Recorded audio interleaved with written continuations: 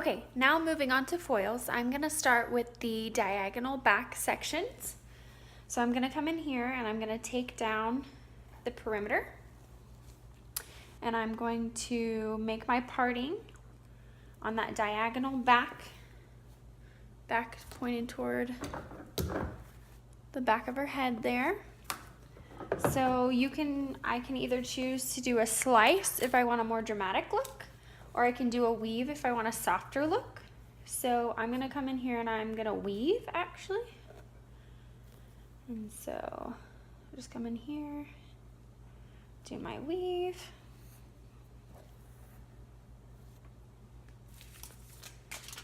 You wanna make sure they're really thin, that way you can evenly saturate. And you also want them really snug and tight in there so that they don't slip.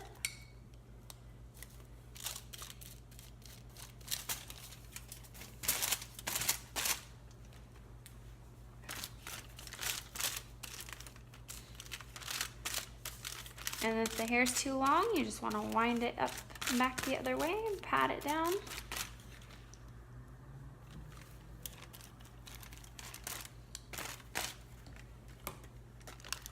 And seal it up.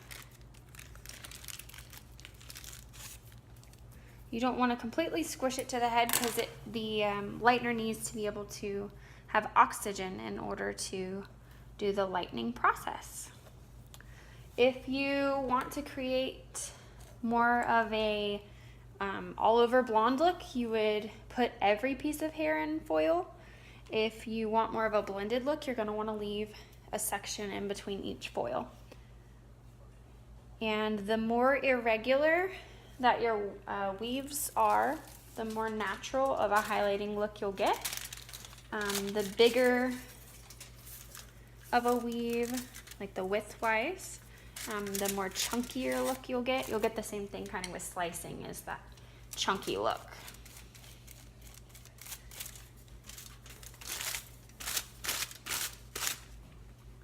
Again, I took my diagonal parting, the diagonal back, towards the back of the head.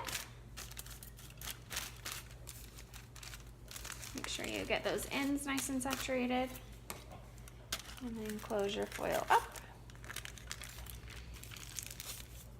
Okay, so next I'm going to do, you can still see here, a horizontal weave. I'll get this out of the way. So I've been going at a diagonal back section. This time I'm gonna go straight across horizontal.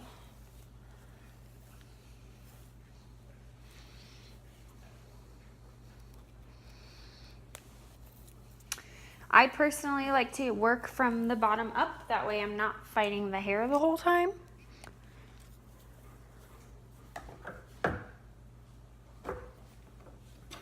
Let's see if I can turn her a little bit towards you.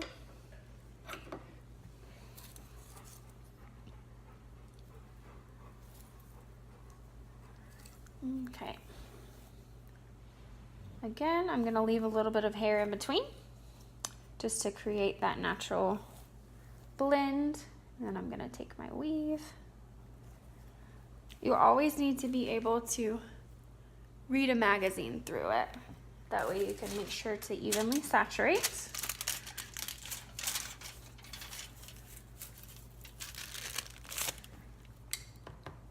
And held snug.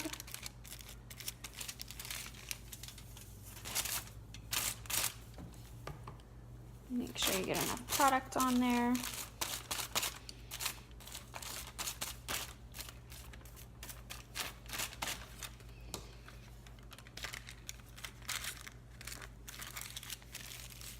All right, I'll show you one more horizontal weave.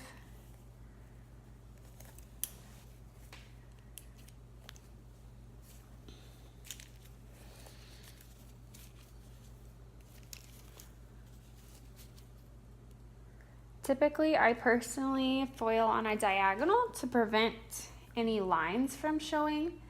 If I do foil on a horizontal, it's more in the back. And then I typically kind of like to bricklay, again, to avoid any lines. and to just create that really blended overall natural looking, or more natural looking highlighted look.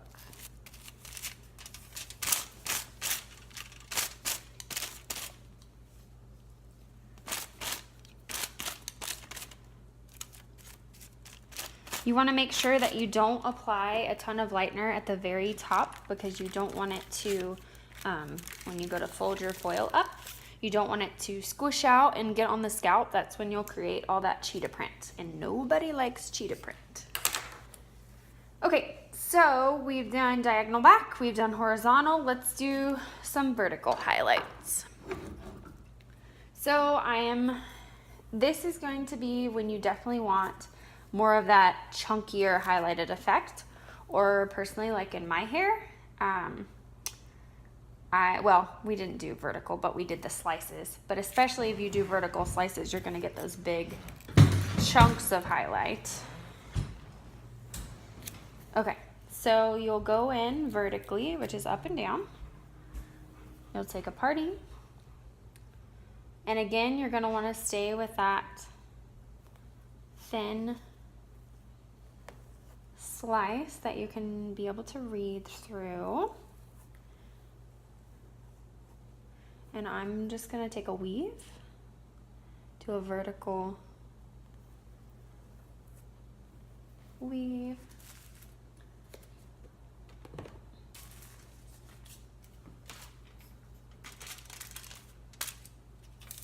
So vertical just meaning it runs across the head as opposed to side to side.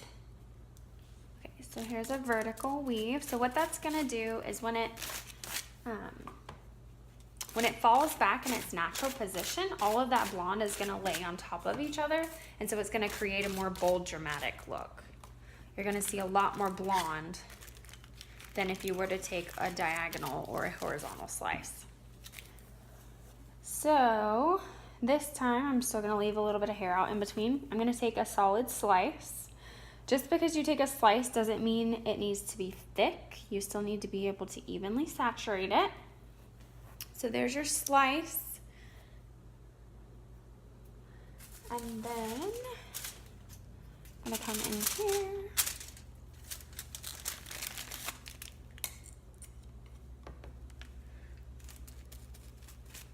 And I know it's kind of hard to tell from my angle, but this is going straight up and down. I'm just putting it in from the side here, so it kind of looks like a different angle, but I'll show you in just a second. So evenly saturate that, fold her up, and let her cook. Okay, so horizontal, here's her face. Horizontal is going to go this way across the head, anywhere that you are. Horizontal, horizontal. Where a vertical is going to be more up and down from the head. And you can see those two foils. Okay, so then next is going to be our balayage. So I'm gonna start, anytime I do balayage, I start in the back. And I do that, honestly, with foiling as well. I start in the back that way just in case I need to rinse her back first, that it's already in the back and you don't have to worry about it being in her face. Or having to lean over forward in the bowl or anything weird like that. Okay, so with balayage, I start in the back, and I like to leave out, if we're going for more of a natural looking balayage, I'm gonna leave out some perimeter to create that nice natural backdrop at the very bottom.